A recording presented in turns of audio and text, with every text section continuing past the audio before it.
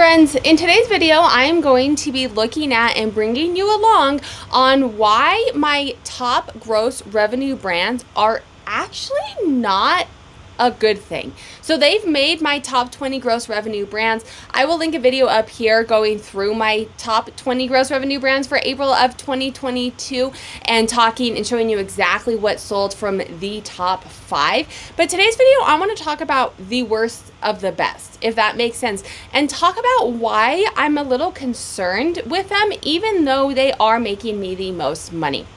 Before we get into it, I'm going to give you a little bit of background. This channel is going to teach you how to resell. So even though I sell women's clothing, shoes, and purses, I walk you through how to look at your numbers, how to make strategic decisions. So make sure to hit that subscribe button and to learn how to make money reselling and check out some of my other playlists. Like I said, today's video, we are going to be looking at one of the brands that it's making me the most money but why I want you to be cautious and walking you through what I'm going to do to fix this problem. So you need to know what sell-through rate is. Your sell-through rate is how many items you've sold out of how many items that you have for sale. So if you had 5 pairs of boots for sale and in April you sold all 5 of them, you would have 100% sell-through rate. Let's go ahead and take a look at this chart. This is the Sarah Style Sales and Trends dashboard. If you're new to the channel, it is for purchase down below. It's a one-time purchase, a Google sheet. You just put in your listings in here, and then you have access to this chart and many other charts to be able to make these decisions about your business. This is my top 20 gross revenue performing brands for April. So in April, these 20 brands made me the most money.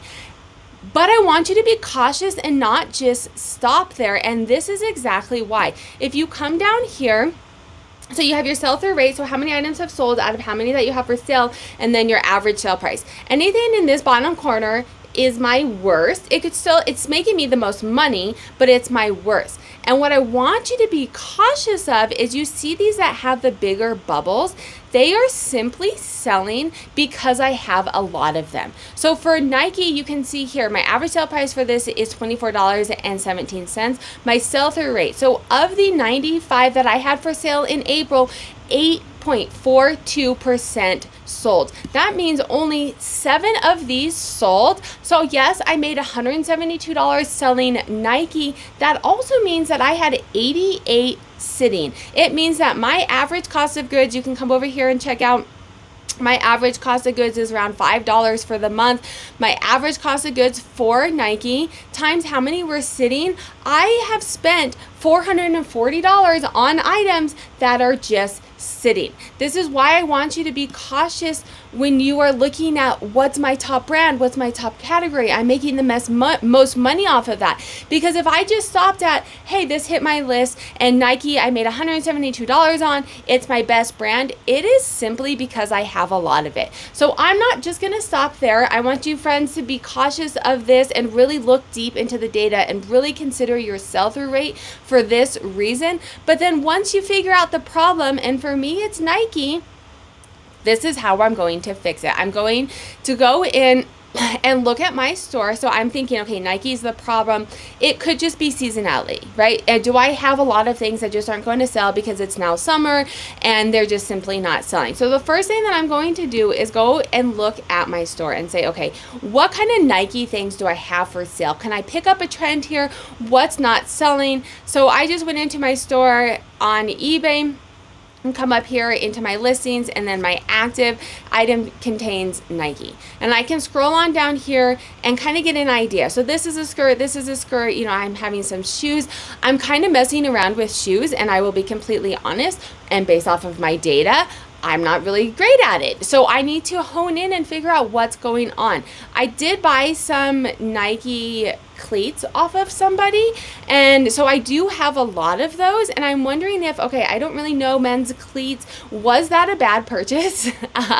Or is there something that I need to be doing for this? So once I look through here and say, okay, make sure my pricing is okay, and I'm just showing you things that I look at, I'm not going to actually do it for the sake of time in the video, but I can go in here and say, okay, this is long sleeves, that's long sleeves, you know, things that are long sleeves, it makes sense. Football season, right? Do people not buy jerseys when it's not football season?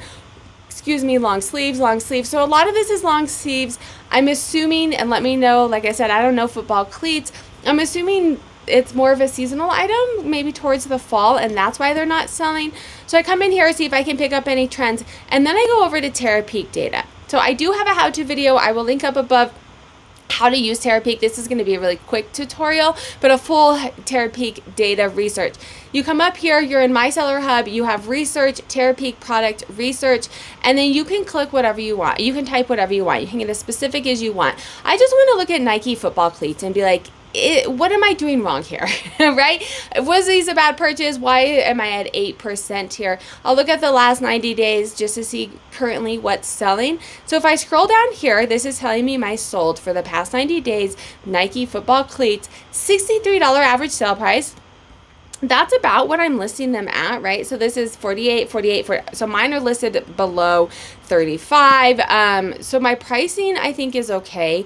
A 31% sell-through rate. So obviously something's happening here because I am at an 8% sell-through rate.